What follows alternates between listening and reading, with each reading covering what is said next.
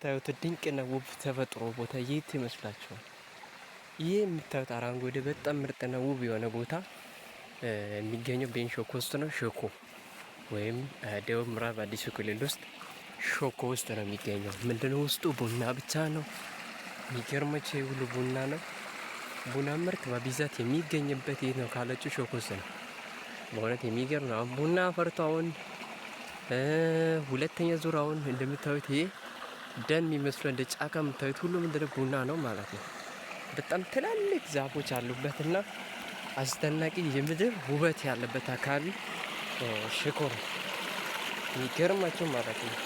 የእውነት እንላችሁ መታችሁ አይታችሁ እንደ ወደ ሸኮ ምድር የሚመጣ ሰው ካለ ይህን ድንቅ ቦታዎችን በደንብ ማየት ይችላል። ይህ አካባቢ አቀማመጥ አለ ምን ትላለህ? የሌለው ሸኮ ውስጥ የለም። የሌለው ነገር ምንም የለም። የለም ብቻ ነው እዚህ ውስጥ የሌለው ድንቅ መንገድ ነው። በተጓዝኩበት አካባቢዎች በጣም ያዩዋቸው ድንቅ ነገር ያለበት የት ነው? ሸኮ ውስጥ ነው። ድንቅ የምድር ገነት የምትለው ቢኖር ሸኮ ውስጥ ነው። ቡና እንደ በርዛፍና እንደ ሌላ ደኖች ታያለ። ምንድነው ትልልቅ ቡናዎች እና ከልክ ያለፉ በጣም እድሜ ጠገብ የሆኑ ቡናዎችን ታያለ።